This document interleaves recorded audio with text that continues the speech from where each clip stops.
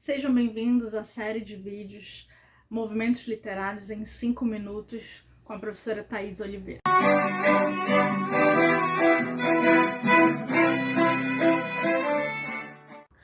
Hoje nós vamos falar sobre classicismo.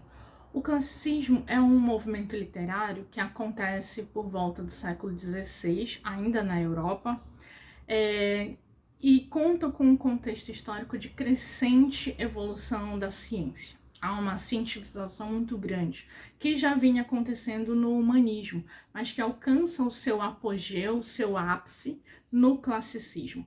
Então, vai ser um movimento literário marcado por forte antropocentrismo, o homem requerendo um espaço para si no universo, né? Como um espaço de destaque, ele quer um espaço de destaque, por isso ele passa a se considerar o centro do universo.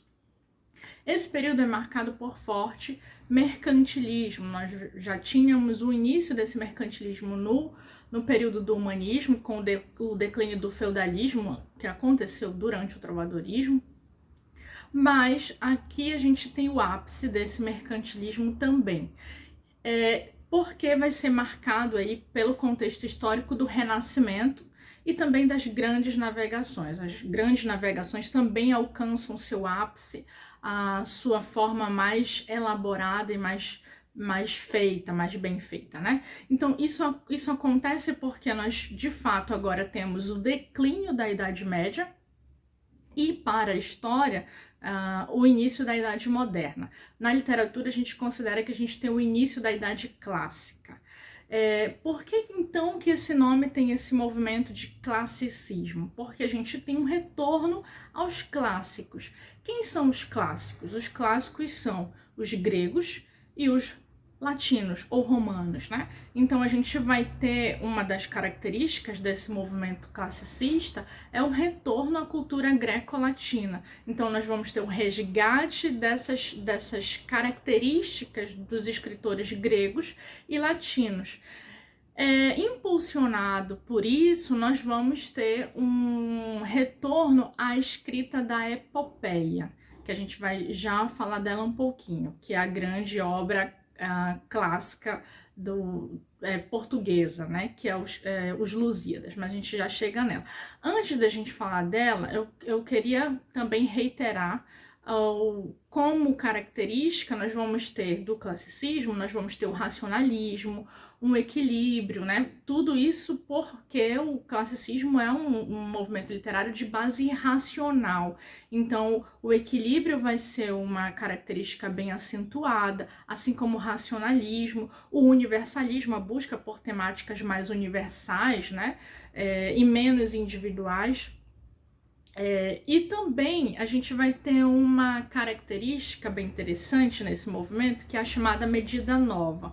O que seria a medida nova? A medida nova é a implementação de versos agora decassílabos. Com a métrica dos versos agora, os versos eles possuem 10 sílabas métricas ou 10 sílabas poéticas.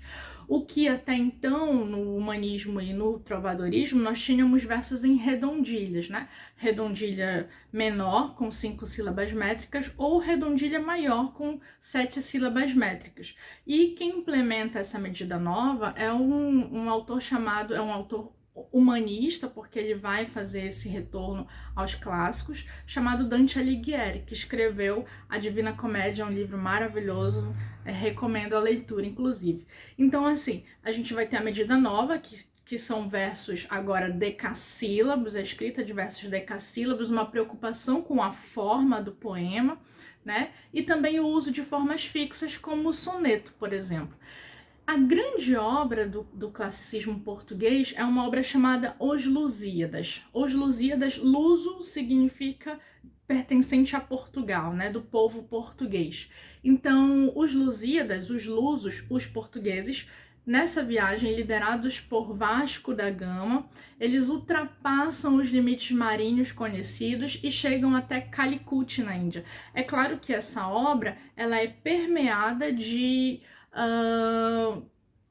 imaginações, criações, porque como a gente tem a retomada da cultura greco-latina, nós vamos ter a presença de deuses, ninfas, monstros marinhos, nessa viagem que os lusos, os portugueses, no caso, fazem até a Índia, né? E essa é uma obra maravilhosa, a gente vai ter a presença, ao mesmo tempo, aí, do maravilhoso pagão, que seria a mitologia greco-latina, e nós vamos ter o maravilhoso cristão, que seriam as características da cultura, né, da crença cristã que vai conviver aí nesse momento, nessa obra, né? Essa obra é uma epopeia, ela possui 1102 estrofes, todas essas estrofes têm 8 versos, então são oitavas, né? São estrofes que a gente chama de oitavas, e todos os versos são decassílabos. Então, assim, se a gente tem 1102 estrofes,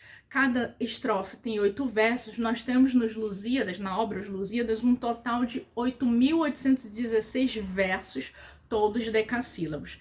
Para finalizar, é bom lembrar que uma epopeia tem uma estrutura fixa, que é a seguinte: nós temos a introdução da obra, que é composta pela proposição, pela invocação e pela dedicatória, também chamada de oferecimento, e a gente tem a narração, que é efetivamente a obra, e o epílogo, que é a finalização da obra.